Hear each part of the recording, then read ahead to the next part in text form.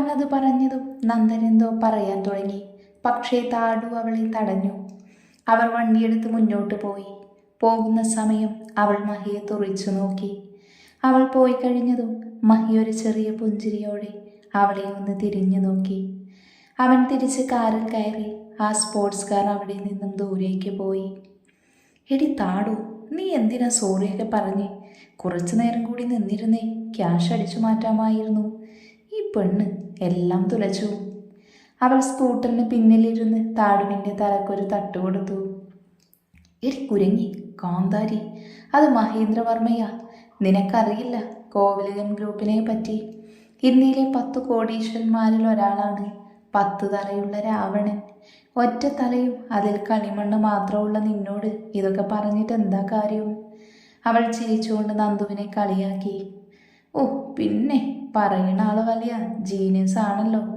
ലാബിൽ test tube കണ്ടിട്ട് ഇത് പുതിയ ടൈപ്പ് സ്ട്രോ ആണ് എന്ന് ചോദിച്ച മഹതിയാണ് എന്നെപ്പറ്റി പറയണേ. നന്ദന് പിന്നിലിരുന്ന് വാകുത്തി ചിരിച്ചു. ഒന്ന് മിണ്ടാതിരിക്കടോ, എൻ്റെ ഡ്രൈവിംഗ് തെറ്റുന്നു. അവൾ മുഖം കൂർപ്പിച്ചുകൊണ്ട് പറഞ്ഞു. നന്ദന വീണ്ടും ആർത്തു ചിരിച്ചു. അവരുടെ സ്കൂട്ടർ ഒരു വീടിന് മുൻപിൽ നിന്നു. ഇറങ്ങി കുരങ്ങി, ദേ ഇതാ നമ്മുടെ വീട്. താട് മുന്നോട്ട് തല നീട്ടിക്കൊണ്ട് പറഞ്ഞു. എൻ്റെ സ്റ്റാൻഡേർഡിന് പറ്റില്ല. സാരമില്ല, അഡ്ജസ്റ്റ് ചെയ്യാം. നന്ദു ഇടത് കണ്ണിറുക്കിക്കൊണ്ട് പറഞ്ഞു. മോൾക്ക് താജ് പാലസിൽ ഒരു സ്യൂട്ട് റൂം ബുക്ക് ചെയ്യട്ടെ. ഒരു വീട് കണ്ടുപിടിച്ചതും പോരാ, അവളുടെ ഒരു ജാട. താടു കണ്ണുരുട്ടി. താടുവിൻ കലിപ്പ് മോഡ്. അതുപോട്ടെ, ഈ വീടെങ്ങനെ സെറ്റ് ചെയ്തു? ഐ മീൻ ഇനി പ്രേതശല്യം?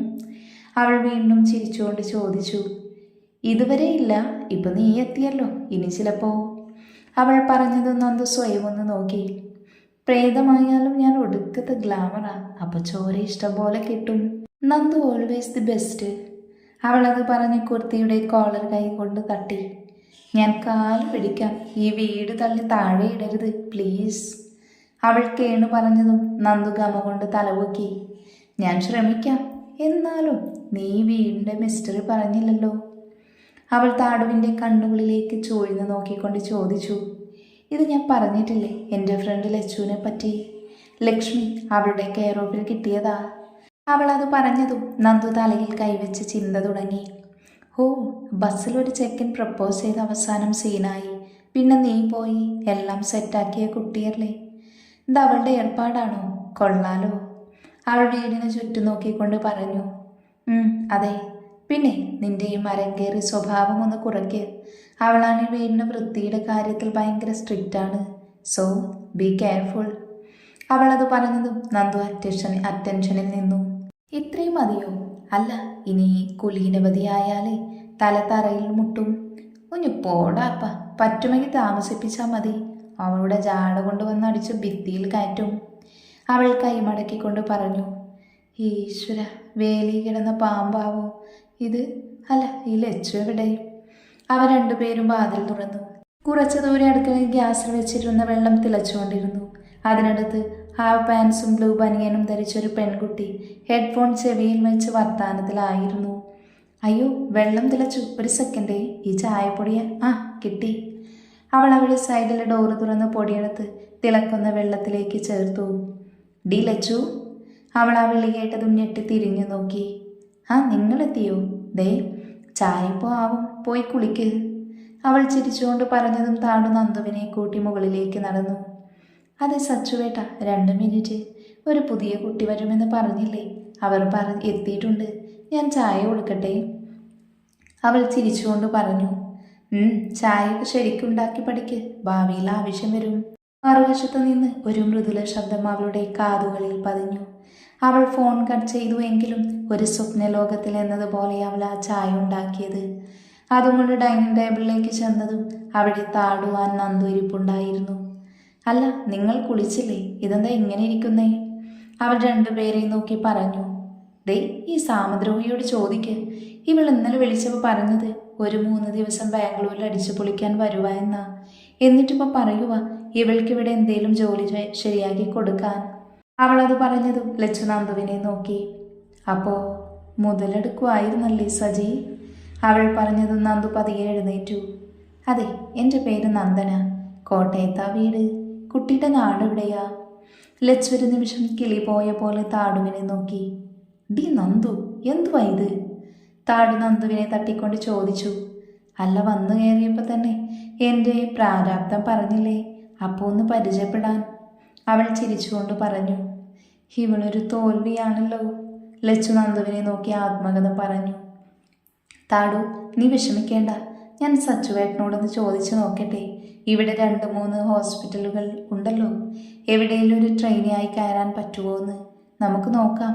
തൽക്കാലം ചായ കുടിക്ക്. അവൾ കപ്പുകൾ വെച്ച ട്രേ അവർക്ക് നേരെ നീട്ടി.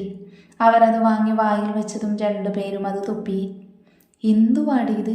ചായയോ അത് പാഷാണോ? ഇഞ്ചിഞ്ചായി കൊന്നത് മതിയാക്കി ഒറ്റയടിക്ക് കൊല്ലാനുള്ള പ്ലാനാണോ? താടു അവളോട് കയർത്തു.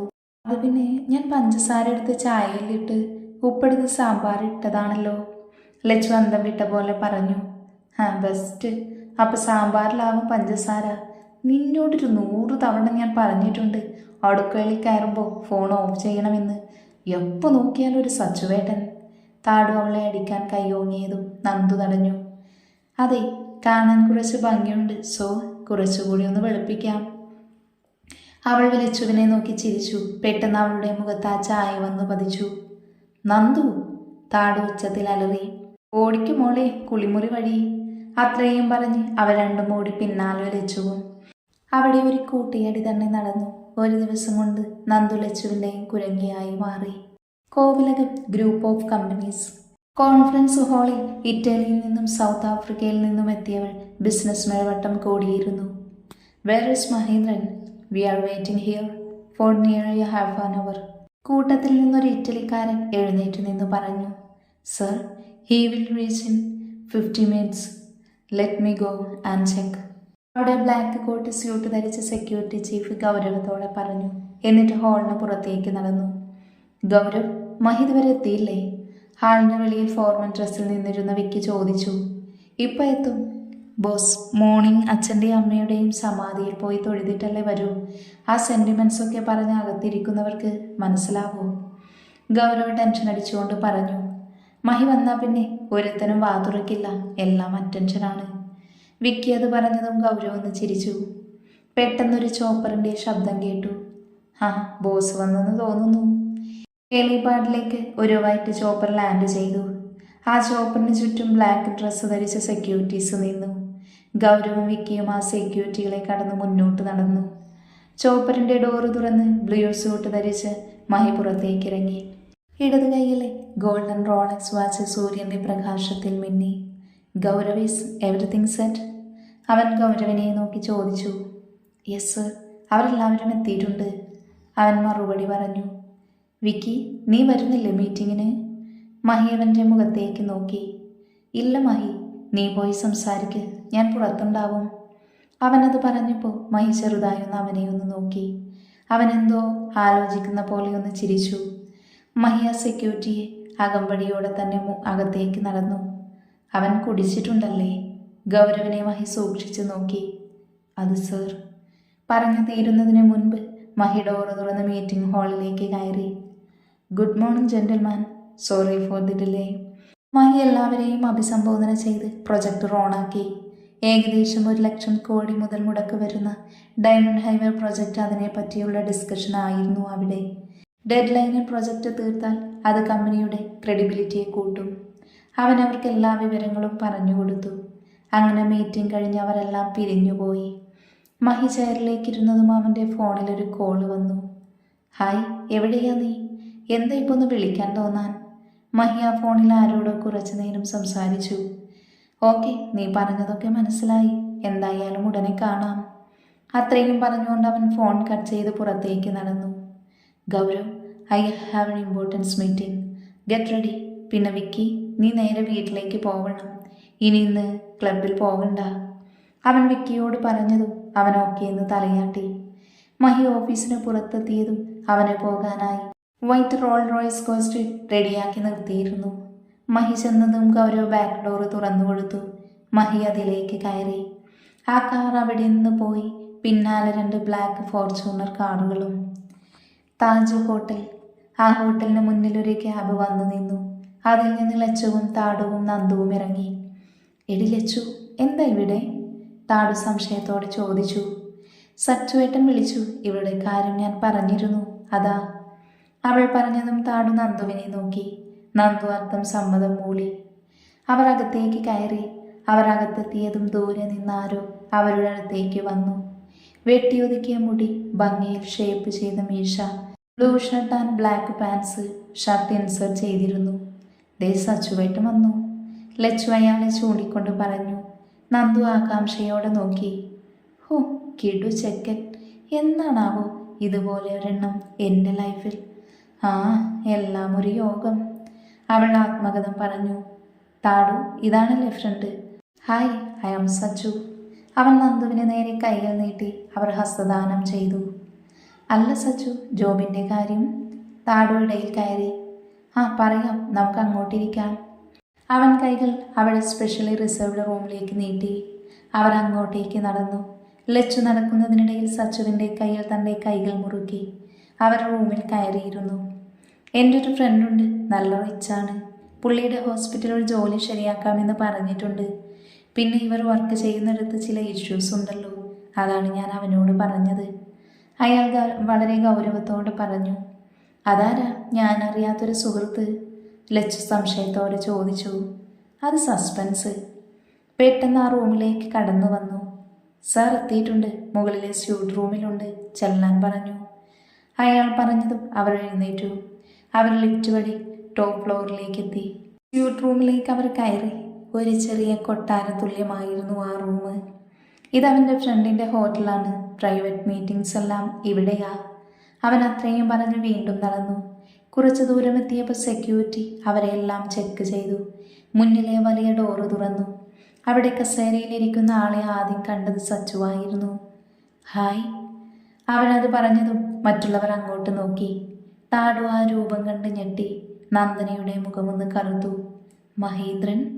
താടു ചുണ്ടനക്കി. അതെ, മഹേന്ദ്രവർമ്മ തന്നെ. ഈശ്വര, ഇതാണോ സച്ചുവേട്ടൻ്റെ ഫ്രണ്ട്? എൻ്റെ സച്ചുവേട്ടൻ സൂപ്പറാ, ലച്ചു സച്ചുവിൻ്റെ കയ്യിൽ നുള്ളിക്കൊണ്ട് പറഞ്ഞു. നിന്റെ സച്ചുവേട്ടൻ സൂപ്പർ, പക്ഷേ ഞങ്ങളിപ്പോൾ ഡേഞ്ചർ സോണിലാണ്, താടു തലാട്ടിക്കൊണ്ട് പറഞ്ഞു. എന്താ, എനിക്ക് മനസ്സിലായില്ല താടു. ലച്ചു താടുവിന് നേരെ തിരിഞ്ഞു. അതെ, കഥയിലൊരു ട്വിസ്റ്റ് ഉണ്ട്. ഇന്നലെ ദേ നന്ദു വഴക്കിട്ടതേ ദേ ആ മഹിയായിട്ടാ. അത് കേട്ടതും ലച്ചു വന്ന് നടുങ്ങി. ഹായ് മഹി. സച്ചു മഹിക്ക് ഷെയ്ക്കാൻ്റെ കൊടുത്തു. ഹായ് സച്ചു. ഓ, ഇതാണോ നീ പറഞ്ഞ ടീം? മഹി അവിടെ നിൽക്കുന്ന താടുവിനെയും ലച്ചുവിനെയും പിന്നെ നന്ദുവിനെയും ഒന്ന് സൂക്ഷിച്ചു നോക്കിക്കൊണ്ട് ചോദിച്ചു. അതേടാ, ഇത് ലച്ചു എൻ്റെ. പിന്നെ ഇത് ചാരു, ലച്ചുവിൻ്റെ ബെസ്റ്റ് ഫ്രണ്ട്. പിന്നെ ഇത് നന്ദന, ഇവൾക്ക് വേണ്ടിയാ ജോലി. മഹി എല്ലാവരെയും നോക്കി. ലച്ചുവും ചാരുവും മഹിയെ നോക്കി ഒന്ന് ചിരിച്ചു. നന്ദുവിൻ്റെ മുഖത്ത് അപ്പോഴും പുച്ഛഭാവം നിറഞ്ഞിരുന്നു. എല്ലാവരും ഇരിക്ക്, അവൻ പറഞ്ഞതും എല്ലാവരും കസേരയിലേക്കിരുന്നു. സച്ചു, സത്യത്തിൽ ഇപ്പോൾ ഒഴിവൊന്നുമില്ല, പിന്നെ നീ പറഞ്ഞതുകൊണ്ട് തൽക്കാലം ജോലി ശരിയാക്കുന്നതാ. മഹി അത് പറയുന്നതിനോടൊപ്പം അപ്പോയിൻമെൻറ്റ് ലെറ്ററിൽ സൈൻ ഇടുന്നുണ്ടായിരുന്നു. താങ്ക്സ് മഹി, നീ എത്രയൊക്കെ തവണ എന്നെ സഹായിച്ചിരിക്കുന്നു, ഇതൊന്നും മറക്കില്ല കേട്ടോ. സച്ചു അത് പറഞ്ഞത് മഹി ചിരിച്ചു. ഫ്രണ്ട്ഷിപ്പിൽ ഞാൻ ഫോർമാലിറ്റി നോക്കാറില്ല സച്ചു. പിന്നെ ഈ പെണ്ണ്, ഇവൾ ആളൊരു തൻ്റെടിയാ. ഇവളാണ് വരുന്നതെന്ന് അറിഞ്ഞിരുന്നെങ്കിൽ ഞാൻ സമ്മതിക്കില്ലായിരുന്നു. കാരണം പെൺകുട്ടികളുടെ യാതൊരു ഗുണവും ഇവൾക്കില്ല. പിന്നെ നീ പറഞ്ഞതുകൊണ്ട് ചെയ്യുന്നു. ഇവളോട് പറയണം അടങ്ങി ഒതുങ്ങിയൊക്കെ വർക്ക് ചെയ്യാൻ. ഇതെല്ലാം കേട്ട് നന്ദുവിൻ്റെ ചോര തിളക്കുന്നുണ്ടായിരുന്നു.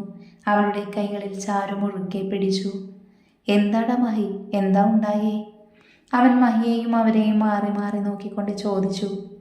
അഹങ്കാരമാണ് ഇവൾക്ക്, വലിയെന്തോ സംഭവമാണെന്നുള്ള അഹങ്കാരം, ആരോടും തട്ടിക്കയറാനുള്ള തൻ്റെ ഇടവും.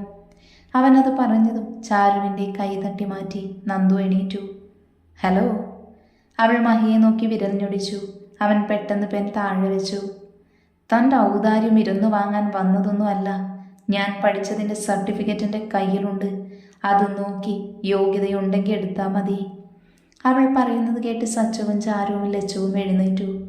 എടി നന്ദു, നീ ആരോടാ സംസാരിക്കണേ അറിയോ നിനക്ക്? ഒന്ന് നിർത്തിക്കേ. താടു അവളെ തടിഞ്ഞു. മഹിക്ക് ചെറിയ രീതിയിൽ ദേഷ്യം വരുന്നുണ്ടായിരുന്നു. നീ ഒന്ന് വിട്ടെടി. ഞാൻ പഠിച്ചതിനനുസരിച്ച് ഒരു ജോലി, അതിവിടെ ഏത് ഹോസ്പിറ്റലിലും കിട്ടും. ആരോടും ഇരക്കേണ്ട കാര്യമില്ല. നീ ഇങ്ങ് വന്നേ. അവൾ ലച്ചുവിനെയും താടുവിനെയും പിടിച്ചു തിരിഞ്ഞു നടന്നു. സച്ചു ഞെട്ടിത്തരിച്ചു നിന്നുപോയി.